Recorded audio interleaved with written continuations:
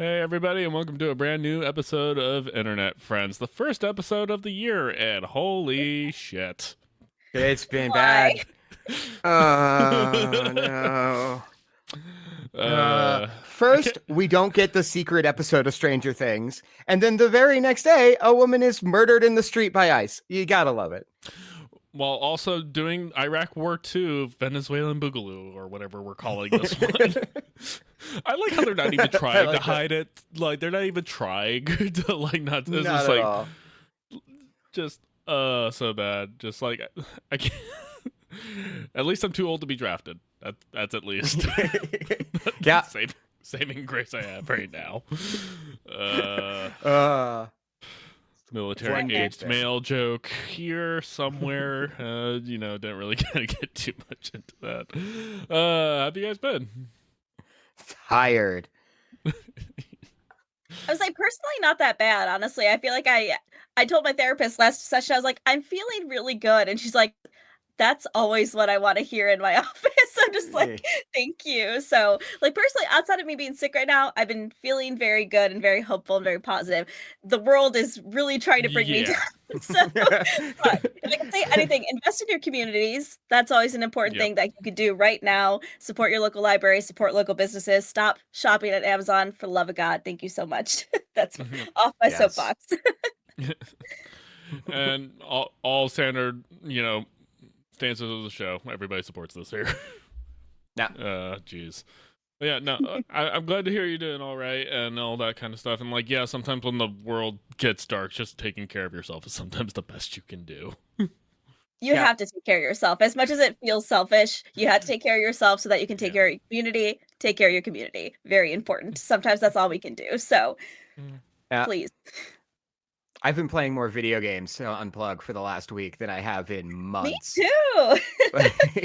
I've been meaning to get back into it. However, I am packing because I am moving at the beginning of next month. So as you can tell from like all the boxes and stuff in the background. So we're working on that right now.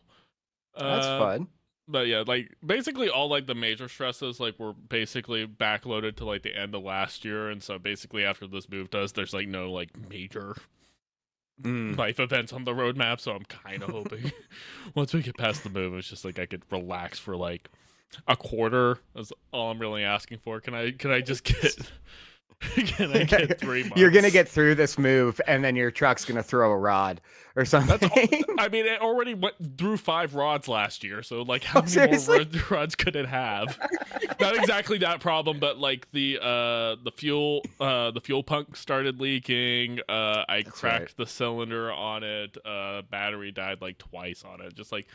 I'm hoping like all the things are run out, and I'm debating on selling it. The only problem right now is that my credit has tanked so bad from the last year because of everything that I was dealing with that I was just kind of like, I already have a good payment and insurance rate on it. I kind of don't want to offload that. Don't want to fuck with that. Yeah, it's one of those things. So I was just like, let's just try to like let things ride. But yes, this year's trying to be a total financial recovery year. So we'll see how that goes for me, considering my spending power is only diminished over time. I would say nothing's affordable anyways. I went grocery shopping this week, and I was like, oh, I guess I'm getting like 3 things because that's all I can afford. Holy fuck. Yeah, yeah. I'm pretty much exclusively shopping at Aldi because it's the only place where like groceries are remotely affordable. Same. I'm living off of brown rice and sausage. Canned goods, baby. Yeah. I'm back to picking up the sale pamphlets that they give out at the front, and then going home and being like, okay, if I get this at this store and this over here, it'll be cheap. And I can do it. I can do it. Yes. Yep. I can eat this week.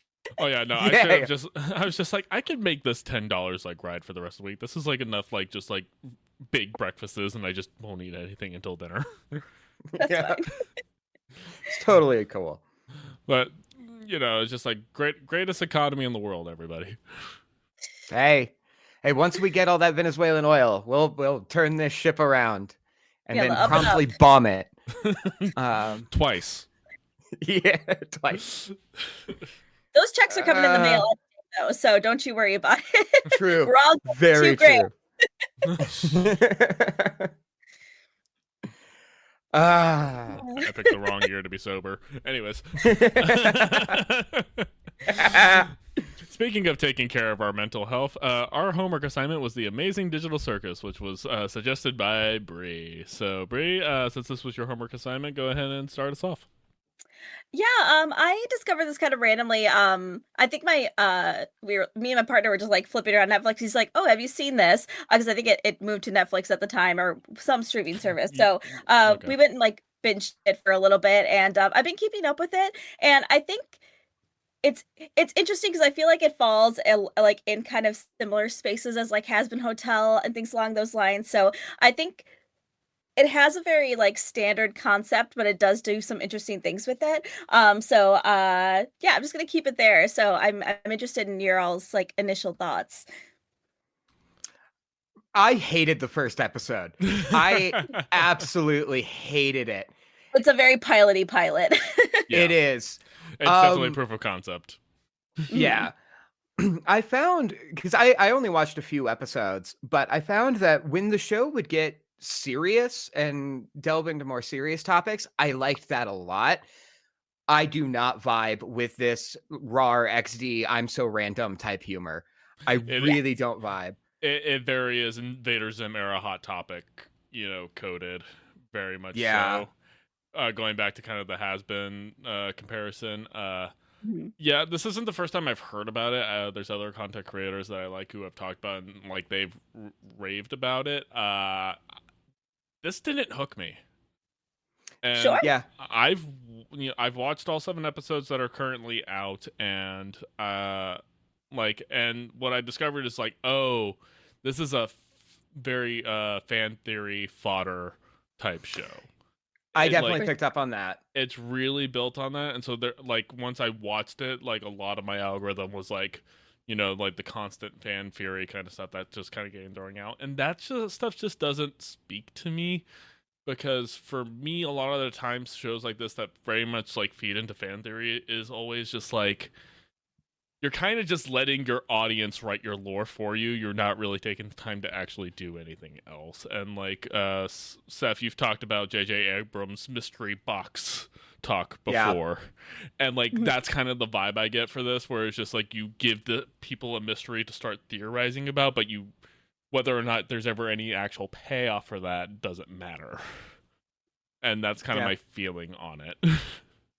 Absolutely. And honestly, I'm so glad you're both feeling that way, because it's something that I've been trying to kind of dissect about this show, because I'm just like, one, this is not an original concept by any means. Like this is a concept that has been done again and again and again. And I keep thinking, I'm like, well, what is this doing differently? And I think honestly, not a whole lot. But to your point, I think when it does go kind of down darker, more serious routes, there's something interesting there. But to your point as well, Aaron, like, I will say I'm not like in love with this show. It's one of those things that like I will watch if it comes up in my recommended, but like it's nothing, or if the new episode comes out, but I'm not like, when the new season of Has Been came out, I watched all of it. Like I was really into it. Like that is more of a universe that I could dive into and get a lot into, but like this doesn't hook me the same way. I don't think it's bad necessarily. I think there's definitely something there. And I think there's also, I'm kind of interested in how far they could drag this out, because there's something here.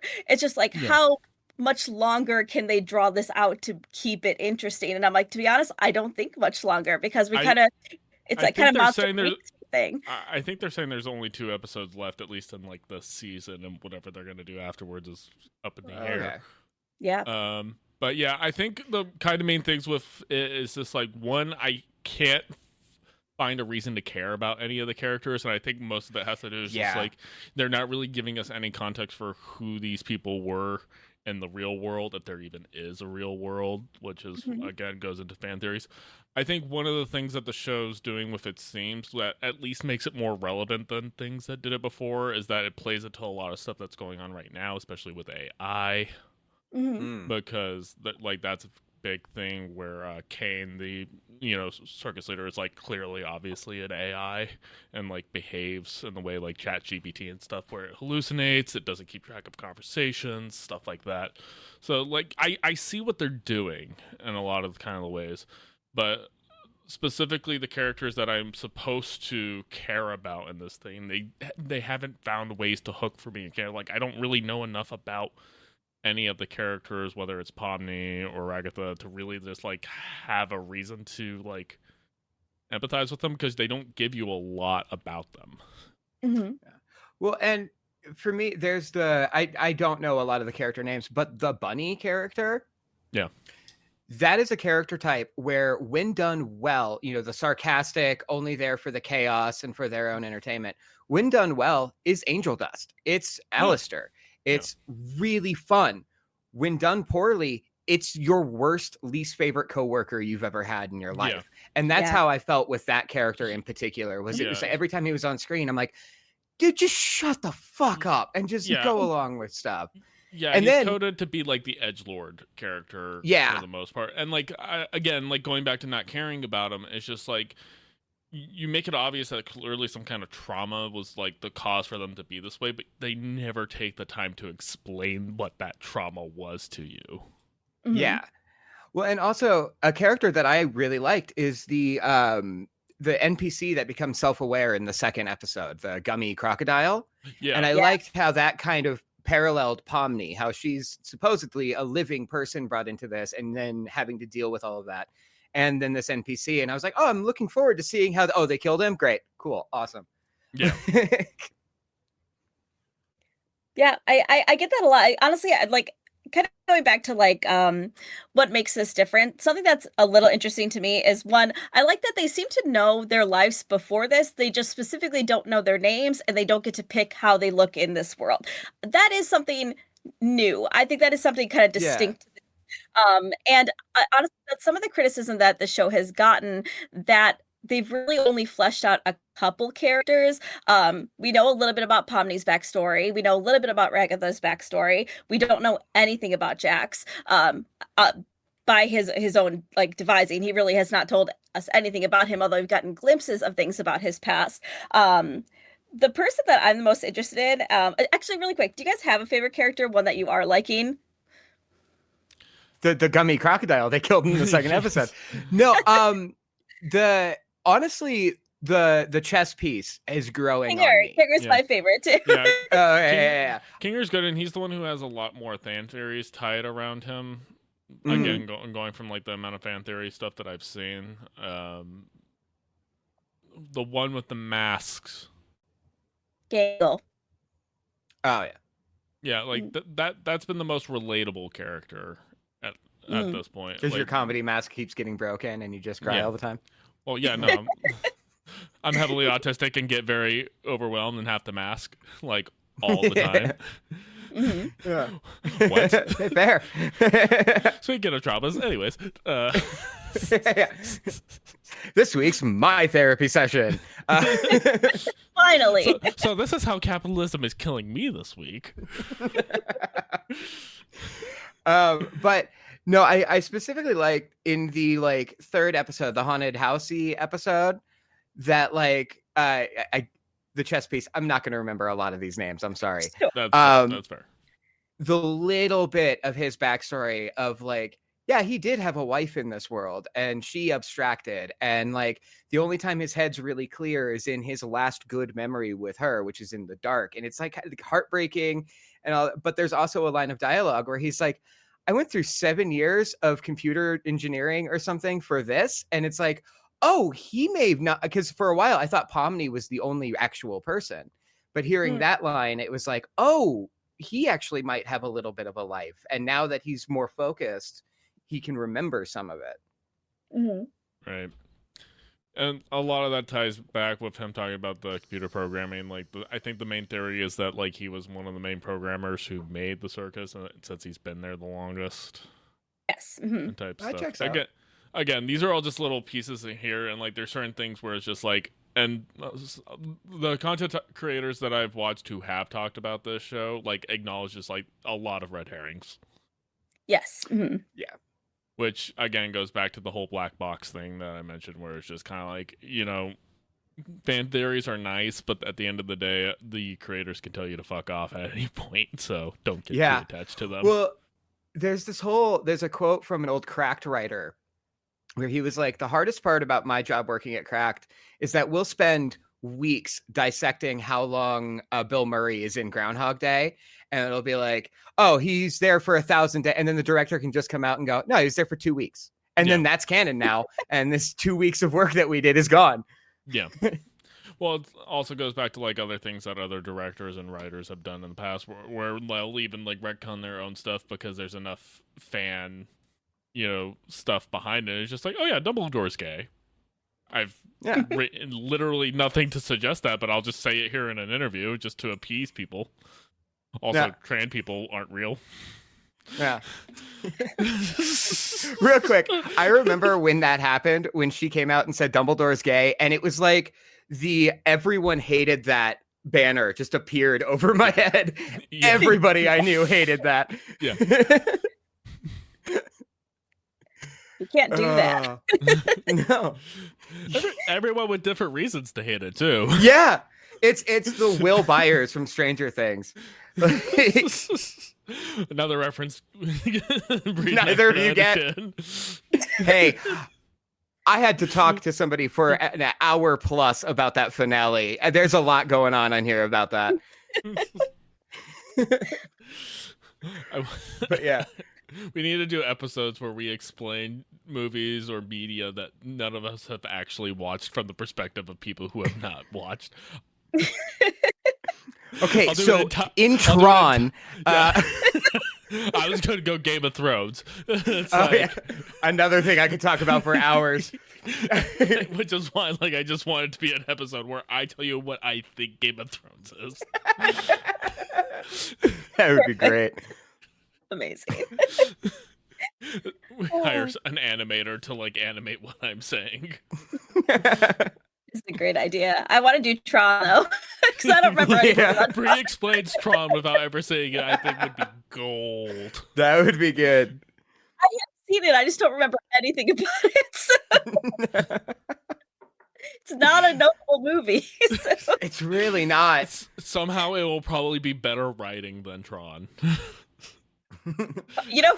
I don't know. I don't remember it. So. Brie, I am confident to believe that you actually know more about computers than the people who wrote Tron. That's that might be true. Yeah, it could be. But going back to characters we liked, I liked Bubbles. That was the first note I took. Was I actually like Bubbles? Like the actual bubble thing? Yeah, the bubble with the teeth. Yeah. Is there another Bubbles? I didn't know their name was Bubble. It didn't even occur to me, but that makes sense. Yeah, no, I believe King does refer to them as Bubble, but yeah, good comic relief character. Yeah. Just seems to have no context of what's going on. It's just kind of there for gag, quick, let's go. Yeah. That's funny because I really thought that now it's kind of more like a lull to random kind of humor a little bit with Bubble, but it's yeah.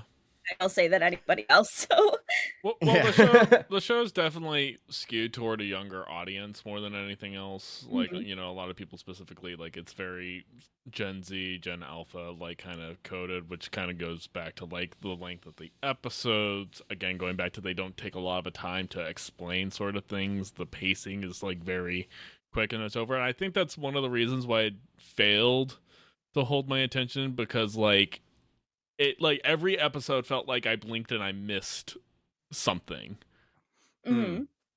There was just so many things. It's just I feel like there was just something I completely missed, and go back. It's just no, I guess that was the episode. And of course, you had people picking apart a bunch of little things in the background. But for me, it's just I'm big picture person. I need to have the wide view. I'm not the zoom in and pick apart little things type. Yeah.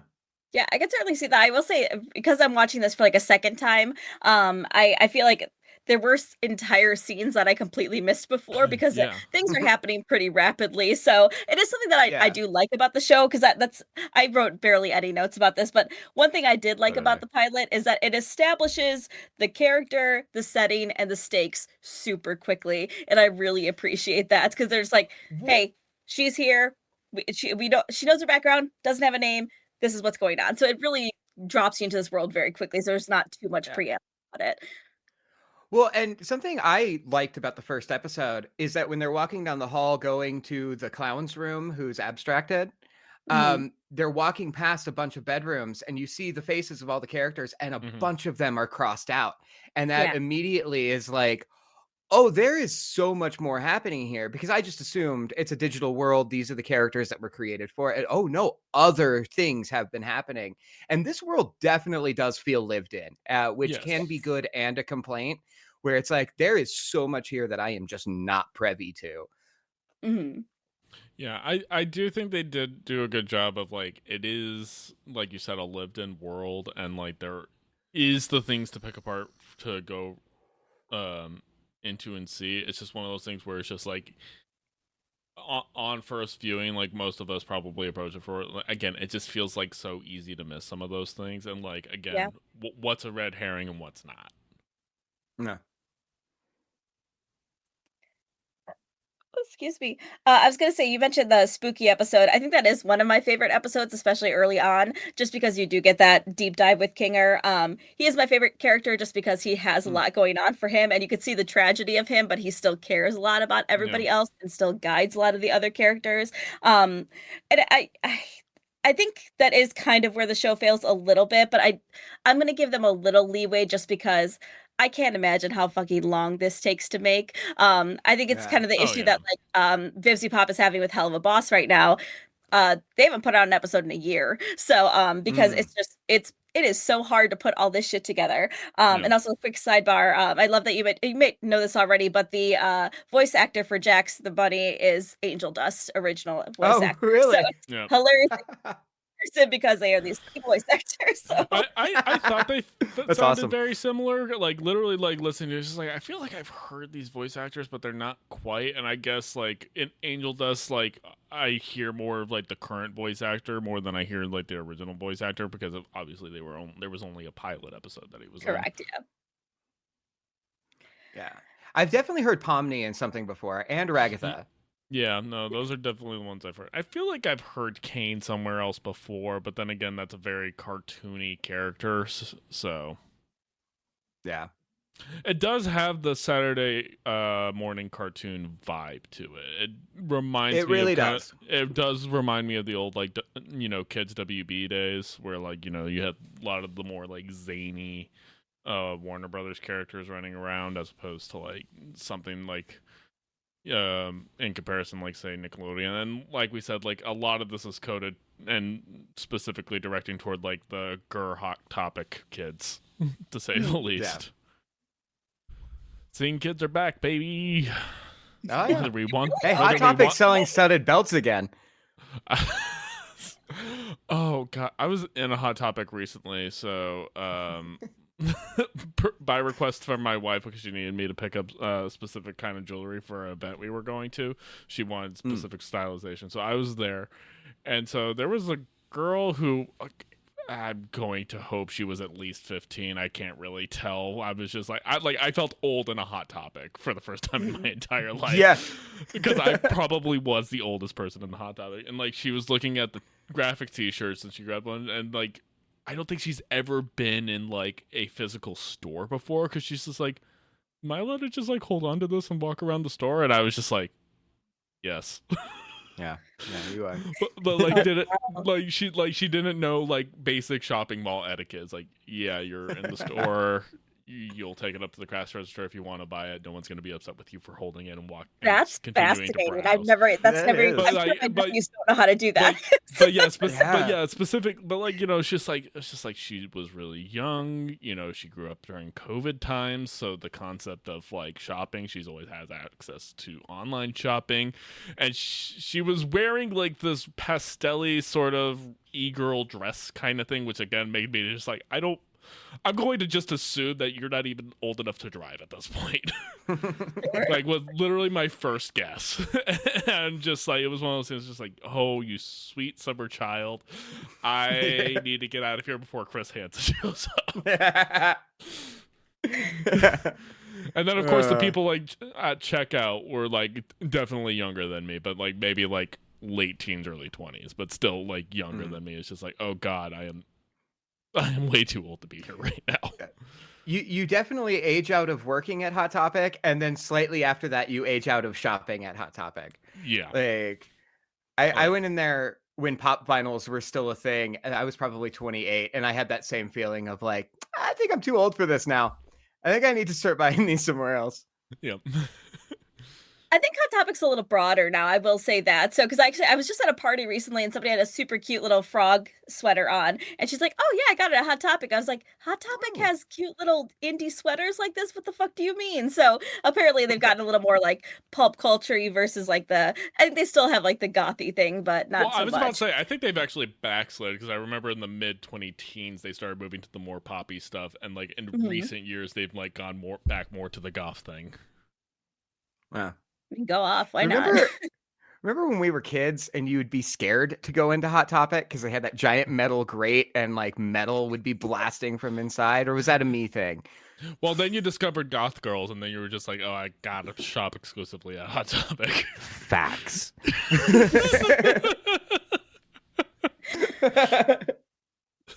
Man, that's making me feel very old because I'm like, man, I guess people don't have the experience of like their parents dropping them off at the mall and you just hang out at the mall for a bunch of hours. Like that's not a thing. That was my middle school years. Like literally, it was like Saturday. It's just like you got your parents to drop you off at the mall and like, okay, I'll come pick you up when I'm done. And then like maybe a couple of your friends manage to also show up and hang out or something.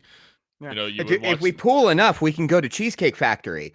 You would always watch. You would always watch security chase after the kids who shoplifted because they always went out the same door and tried to run across the same parking lot road. Like it's just, we were the last generation to have the mall rats experience. Basically, you'd get gassed walking past Abercrombie and Fitch or American Eagle. Dude, the Hollister smell would make me so lightheaded. I fucking hated that store. Yeah. It's taking me back. Did you guys have a Sam Goody, an FYE, or a Walden Books?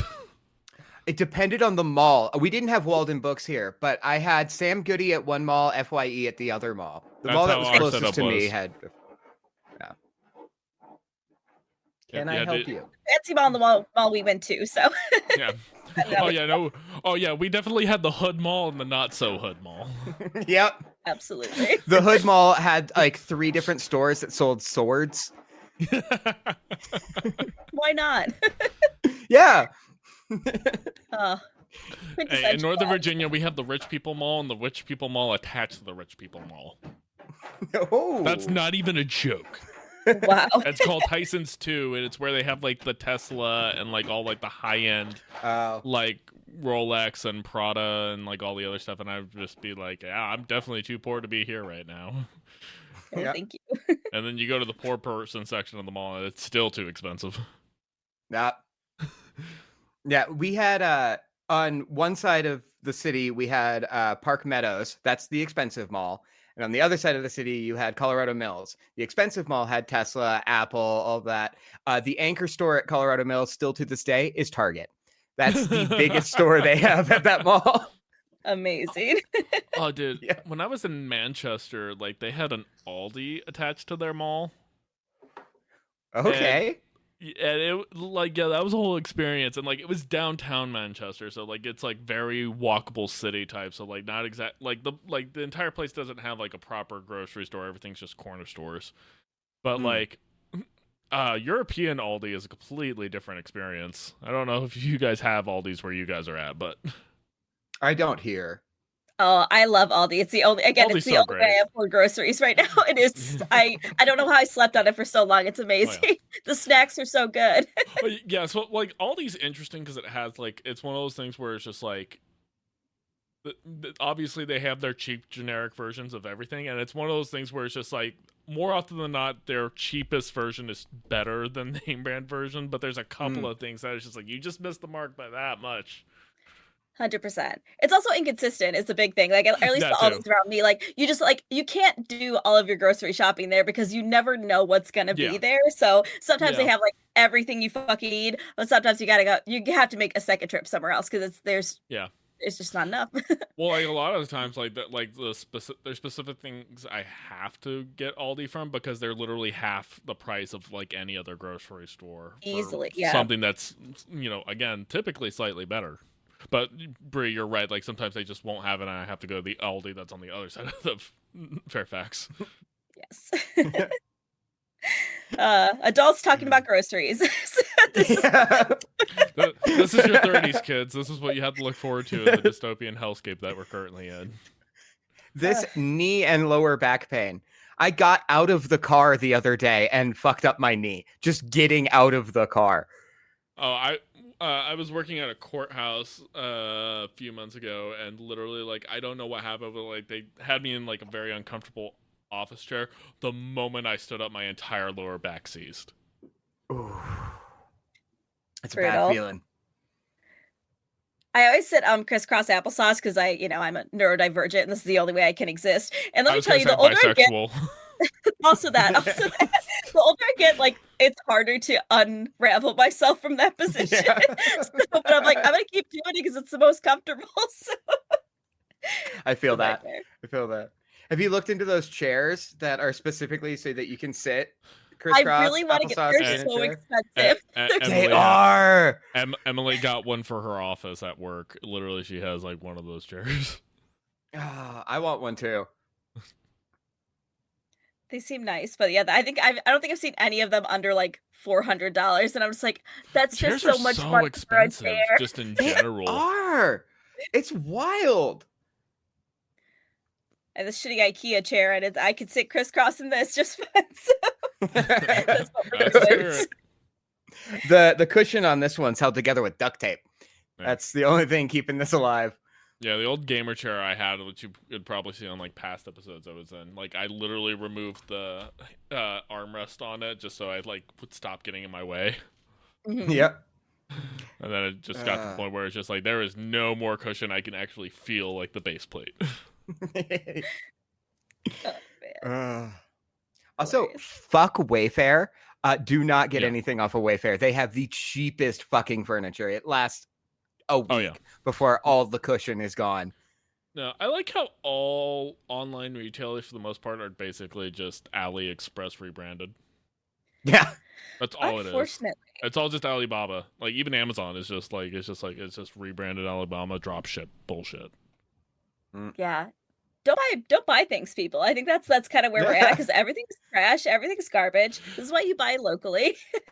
Yes, it is one of those things. Like I know I talked about pre-show where it's just kind of like I'm in financial recovery mode, but it's just like everything is so expensive now. Just like look, like again, just going to the grocery store, looking at like prices and everything. It's just like I'm wincing at trying to buy like just like coffee.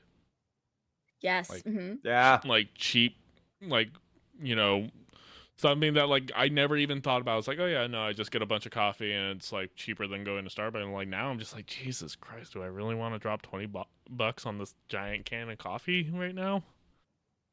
Yeah. It's so brutal. I always buy like, which I know is like a convenience thing, but I'm like, I know my life. I don't have time to like buy a bunch of fruit and cut it all up. I'm not going to do it. It's going to sit there. It's going to fucking rot. So I got pretty comfortable buying like the pre-cut fruit because I'm like, yeah, is it a little more pricey? Yes. But will I eat it? Fuck yeah, I will because it's already good to go. I noticed, I went to Meijer the other day. They usually have like these big containers that are like $8 and you get like a salad. They have now shrunk those containers down to literally this size, and they are the exact same price, like $9 for this tiny bowl of fruit. Like, I guess I get scurvy. I can't have fruit anymore. Yeah, it's just like, who needs vitamin C anymore? Can't afford it. So no. Frozen fruit. That's literally the only way I can get fruit now because that's the only still cheap way. So, canned and frozen. Oh no, I'm doing the frozen broccoli thing for the most part. It's just like, all right, this is gonna have to last me a week. Yep. Yeah. Here are my greens. You do what you can. So, because it's the time or the money, honestly. So. Jeez. If only we could escape to a digital world that would torture us unendingly. Well, we're doing that. That's how we got ChatGPT. Oh fuck! Shit! Right. Going back to the show, I do find it funny that, again, like, there are a lot of kind of like jabs at like modern AI throughout this entire show. Like, Kane's obviously thing, like, he does the therapy session with Zoobles, and like he behaves the way that AI therapy works, where it's just kind of like, I forgot what you previously said. What are we talking about? Yeah. Oh yeah, no, like, kill yourself. That's fine. Well, and I like when it flips and he's like, am I doing a bad job? That means I'm bad at doing, and then the whole world starts to shatter. And it's like, yeah, that's what happens when ChatGPT starts to question its own existence. Or like when he's just like, man, I am such a good glitched out. Yeah. It's just like, I mean, it's like, man, you really are being very obviously with your allegory, but like, yeah, you're getting your point across. Yeah. Or even like the last episode with the Chinese room was like directly a thing that about AI. It's just like, am I talking to a human or am I talking to a machine? It's just like, it's always machine. Always has been. Always will be. Mm-hmm. Yeah. Astronaut meme. I will say one joke, because I'm pretty hard on the humor of the show. One joke that I did really like and find very clever is in the first episode when the little shapes have taken apart the one character and they're about to feed her to the giant worm queen. And the chess piece goes over and he's like, oh, I'll help. And he grabs onto her head and then his arms float away with the head. I was like, that's a very clever use of what they're doing here. I like silly. That. Yeah, I don't know. I think I honestly, again, I picked this because I'm like, I didn't expect either of you to like it, and then I'm still not super certain if I like it. It is a nice. I love that you made the comment, Aaron, about it, like the Saturday morning cartoon things, because maybe that's the vibe that I like about it. Because this is a show that I don't mind having on in the background and like popping in occasionally. And I do like some of the lore behind it. I think there's some interesting concepts there. But again, this is a concept that has been done honestly to death at this point, so just like it's doing some new things but not enough new things. But I do think it's kind of it's fun and light, and I do like when it gets a little more serious. It has something to say, I just don't really know what that is and if it's that valuable, but I think it's all right. I enjoy it. Okay, so I also wanted to mention really quick another like silly gag. There's when they're doing the stargazing and Jax mentions that he doesn't have a tail. I don't know if you remember that scene at all, but the animators forgot to animate his tail the entire episode, so they had to build it into the story. Where and she's like, Poppy's like, "Oh, you've never had a tail," and he's like, "No, I've always." And he has a tail in every episode. They just forgot to put it in. So, yeah, but that's again, that goes back to the red herring thing, where it's just like, is that actually a thing that people should be picking apart, or is it just a oops, we forgot to animate that? Correct. Yeah.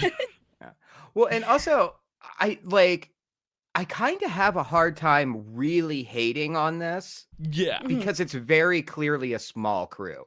And they're doing a lot with what they have access to. Oh, yeah. I don't...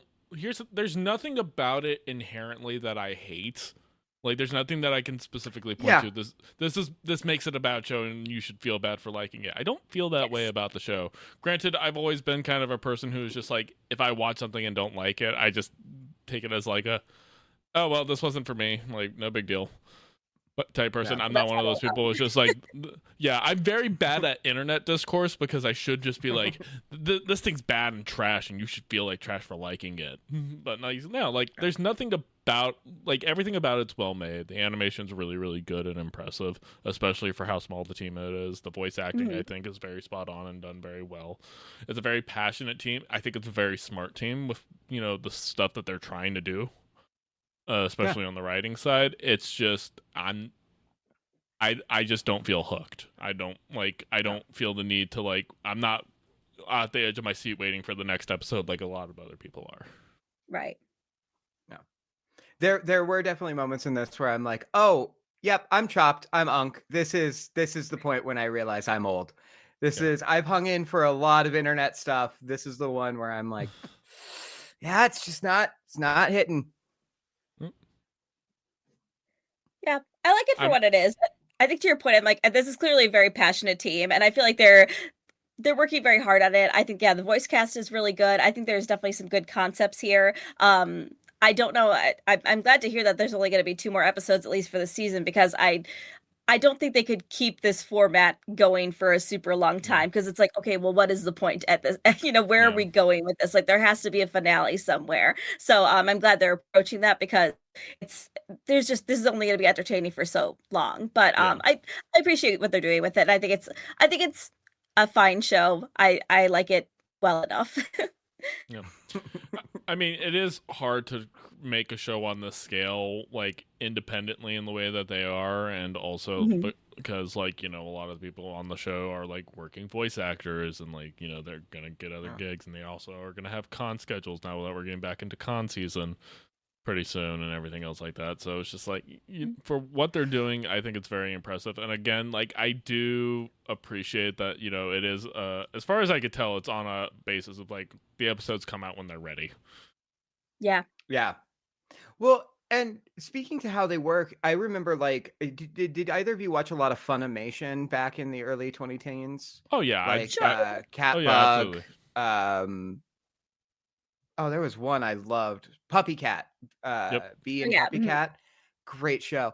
But those were also small teams, and they were trying so hard to churn out episodes that were like 7 minutes long, 10 minutes long. They're able to do like full episodes of like traditional. Awesome. Oh no. I feel like they're overstaying their welcome and have it be good. I'm back.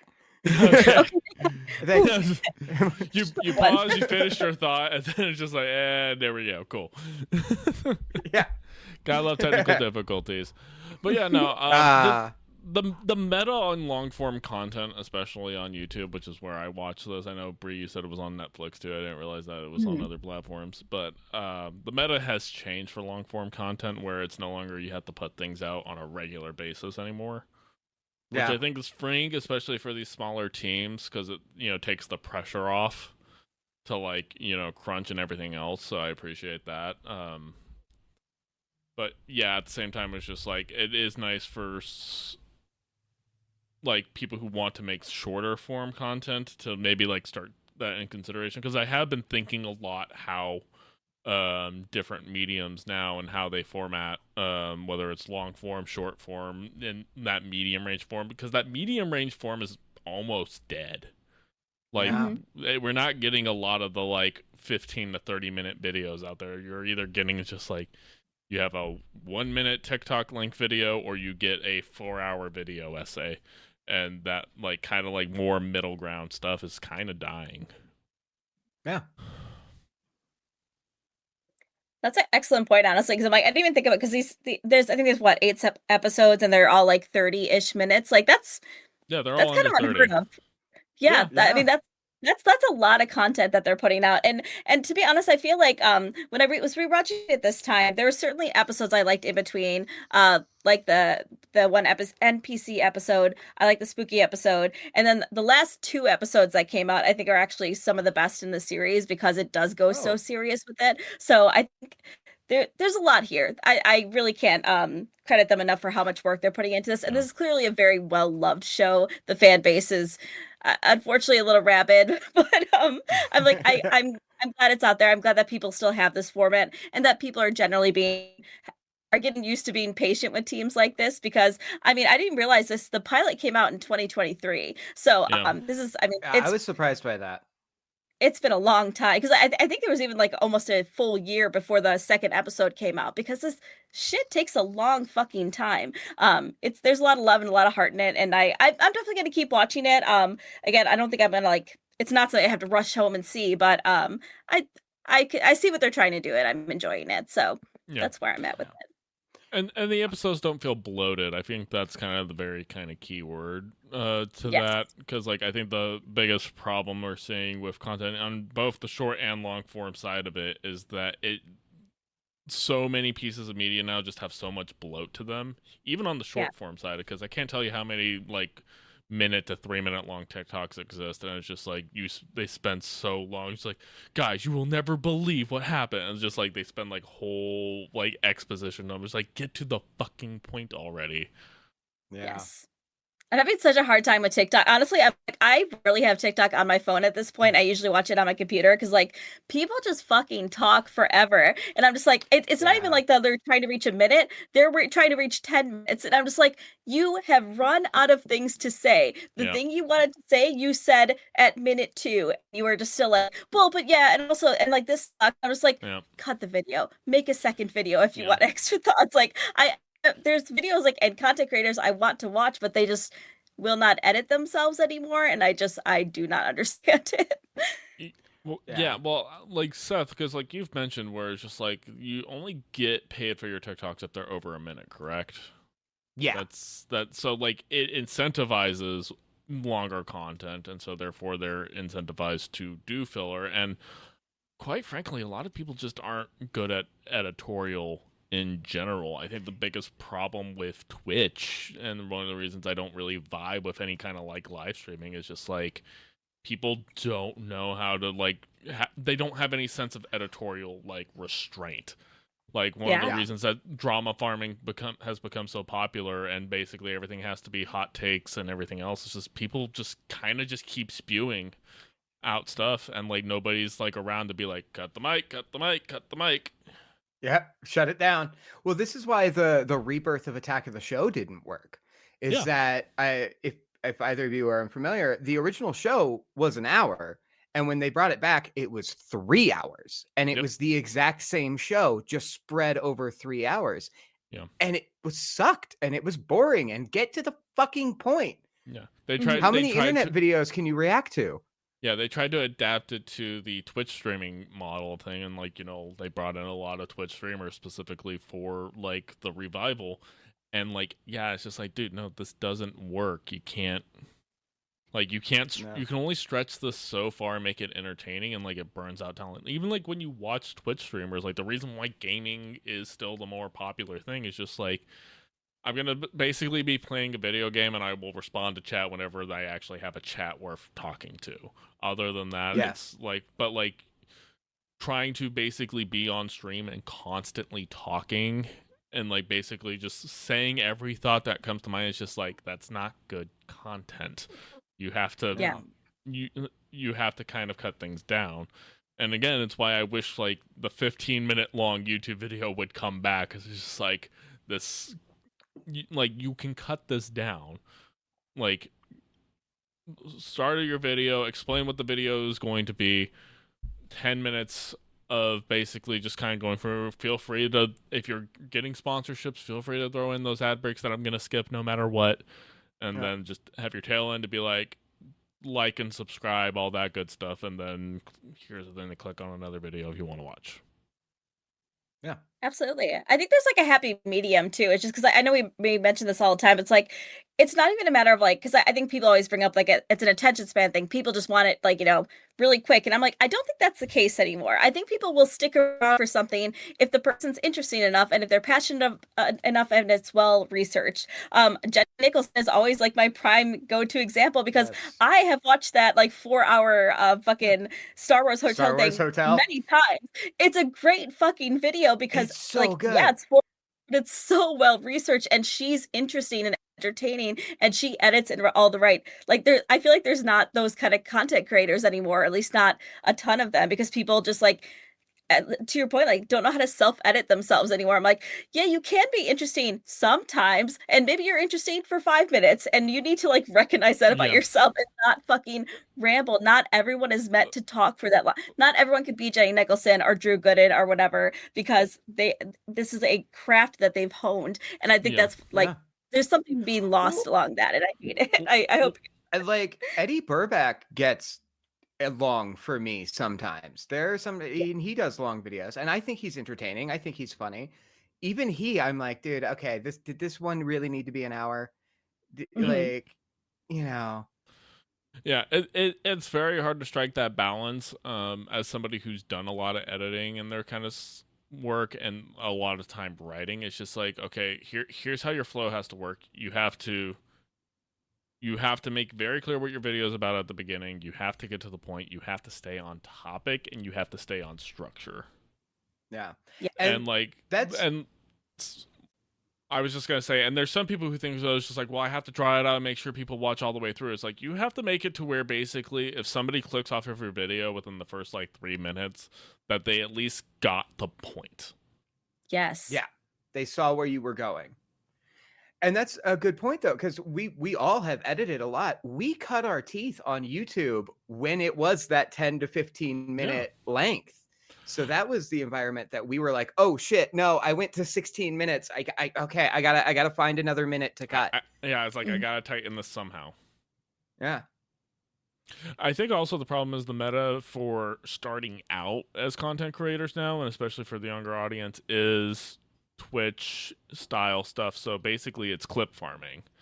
It's I will spend 4 hours a day streaming, and then me or somebody else will cut it into the good parts later that will hopefully get picked up on other platforms. And that's Hi, Hassan. Oh god. He's hot though. You consider he is that he's very hot. He is very attractive. It's okay if you're that hot, you know? Yeah. Again, I mostly just get tired of the rage bait. I'm just like, I'm so exhausted. So exhausted. Yeah. Rage bait is hard.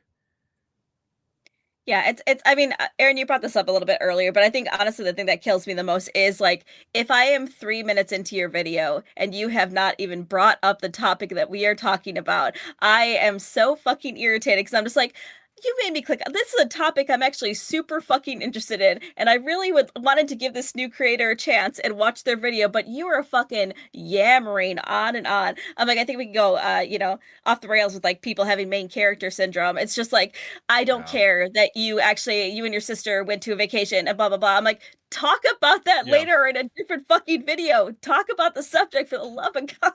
I don't even know if you guys notice, but when we do this podcast, like we do like the first like couple minutes of intros, and even I start going, it's just like, you gotta get into the top, you gotta get into the homework. We gotta get into it. It's like, and I gab on this show, especially in the opening few minutes. I'm a problem. But it's okay because we're bouncing off of each other. It's not a like, hi, let me try to make myself sound so interesting and everything. Because like, obviously, no, it's absolutely that for me.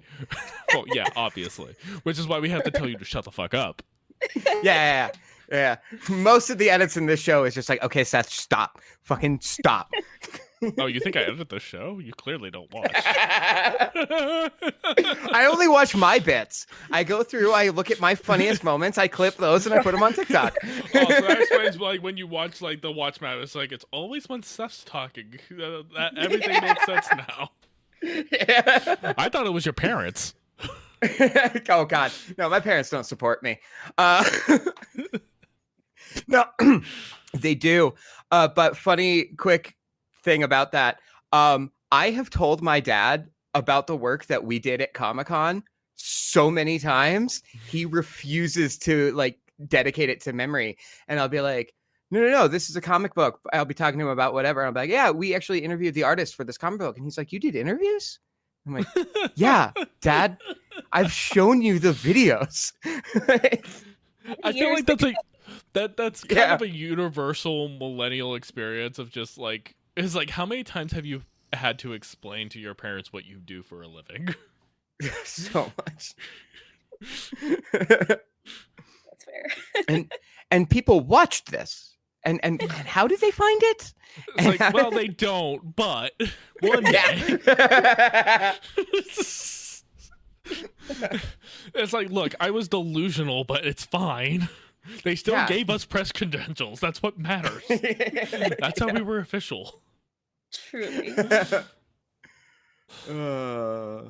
MaxFest is going on right now in my neck of the woods. I'm still trying to see if I can somehow work my way into press credentials again for that. That'd be cool. Yep. That's a pretty good one. Proto Men are right there tonight. That's right. Yep, that's dropping. We'll talk about that a little bit later. But yeah. But yeah, MagFest, it's a convention, mostly gaming related, but it's also like a big music festival for like a lot of nerd artists. specifically. So fun.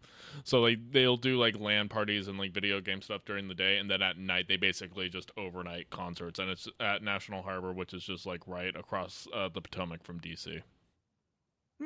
Super fun. I know of it because Continue used to go a lot, and they would talk about it on their show. Yeah, no, there's a lot of creators that I watch that are actually over there right now. So if I wanted to go full soccer, I could. Do it. I won't. I won't. It was like, we can't have another VidCon incident, Seth. Which one? Why do you think I said another? That's true. Another one. CES just happened. I guess there were a lot of vibrators there. Yeah. Fun.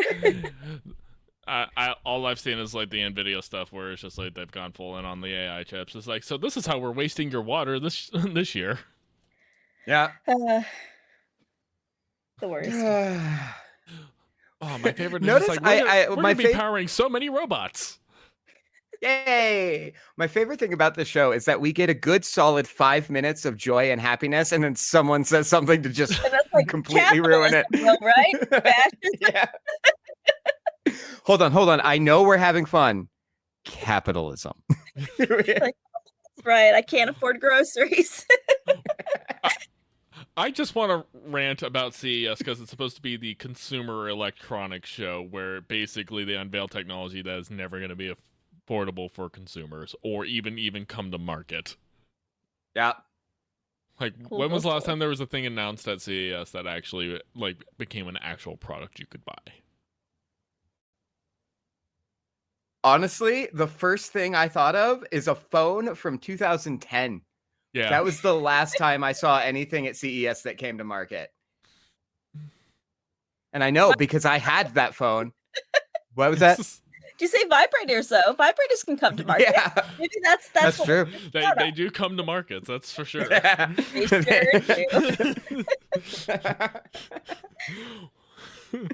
Bree, please stay away from mine and Steph's DMs. Done and done, baby. You know I ignore those. That's true. She never texts our group chat. She only leave in the night and then leave. She basically checks for cute animals and Pokemons, does not open anything else. Yeah, drops an occasional LOL and then leaves. Yeah. Never can be seen. It's like cry laugh emoji, bye. Yeah. Which is literally 90% of the messages I get from Seth is literally him cry laughing the things I send him. Because I want you to know that I've watched the stuff you send me and that I appreciate them. And see, I just chuckle at the things you send me and then never respond. Yeah, but that's how our relationship goes, and it's how it's been for 15 years now, 16 years. Well, I know being left unread is your love language, so it's fine.